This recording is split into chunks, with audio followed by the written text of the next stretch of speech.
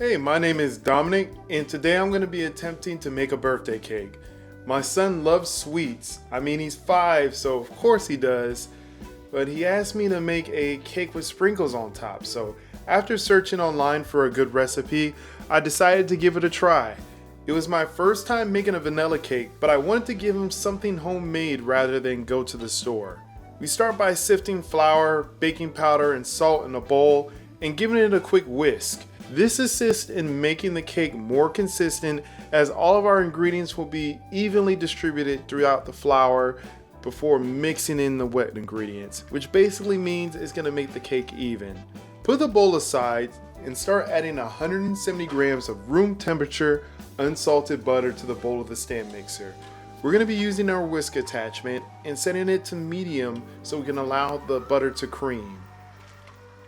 Scrape the bottom of the bowl and the whisk attachment to ensure that we get all the butter mixed in and creamed. Then we're going to add 333 grams of sugar to the bowl. Do this very slowly so we can make sure that the butter incorporates with the sugar. Sugar is what makes our cake not only sweet, but it makes it soft. Beat on high speed for 3 to 4 minutes, scraping the bowl down when you need to. Add 1 tablespoon of vanilla extract, then 3 large room temperature eggs. If you get eggs straight from the fridge, it's gonna have a hard time mixing, and if you weren't prepared to use room temperature eggs, you can place the eggs in water, and after a while it will hit room temperature. So warm water plus eggs equal room temperature eggs. I made the mistake of cracking an egg and getting shells in the batter before, so now I make a habit to crack an egg in the bowl first and then put it inside. Reduce the speed to low and add in your flour mixture in 3 batches, alternating between the buttermilk and flour.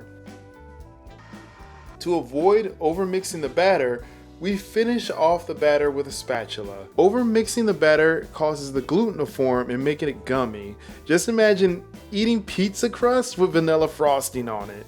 That's how the cake would taste. That doesn't sound entirely bad though, but I think it would make a good snack. Anyway, back to the cake. After folding the flour with a spatula, make sure that no bits of flour is seen and that is mixed completely. Prepare 2 cake pans by spraying baking spray or lining them with butter before pouring batter inside the pans.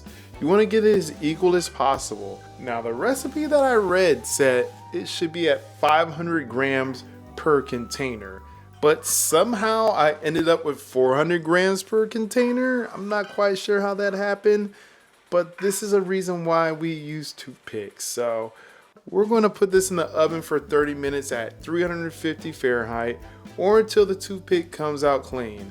Learn from my mistakes and make sure that you check on the cake with a toothpick. If you don't have a toothpick, a food thermometer will work just as well. Once the cake is done in the oven, remove it and let it sit out for about 2 minutes before inverting the pans into the cooling rack. We want that steam to release so that it doesn't become too hard. As for my cake, the bottom and edges were slightly overbaked. It had a small amount of crunch, like a shortbread cookie. My favorite part of making a cake is just creating the frosting. You can make frosting in so many different variations. I decided to just go for a nice traditional vanilla frosting, taking 340 grams of unsalted butter and creaming it for about a minute, adding salt and vanilla extract to balance that flavor out in between the two. And I personally use 3 teaspoons of vanilla extract, but you can add more or take out less depending on how strong the vanilla tasting that you want. I even know some people that will actually take a vanilla bean and scrape the beans inside of that too as well. So that's also an alternative. From here, we're going to alternate between cups and powdered sugar. We're going to alternate between cups of powdered sugar and milk. The frosting should be thick but smooth. You can also try different variations of the frosting by adding an almond extract or even orange zest. So save that for the next time you decide to make a cake. For the assembly, place one of the cakes down, Add frosting to cover the tops and sides, then add in your second cake layer and repeat. I'm not the best at decorating cakes, but having something that can spin the cake for you, such as this cake plate, will make your life significantly easier. If your cake is lopsided like mine was, it's a good chance that the center of the cake may be higher than the edges. You can take a bread knife to even out the cake tops, or leave them as they are if you don't care about the aesthetics and care more about eating more cake. Add sprinkles at the top and then you're done. This is one gorgeous homemade vanilla cake. A little lopsided, but that just means some of the pieces are a little bit bigger than the other. And that's okay for the birthday boy. Overall, the cake was soft, sweet, and tasty. It lasts about 5 days before it loses its freshness, but I'm sure that you won't really have this sitting on the kitchen table for that long. So thank you so much for sticking to the end of the video. I look forward to sharing more delicious recipes just like this one.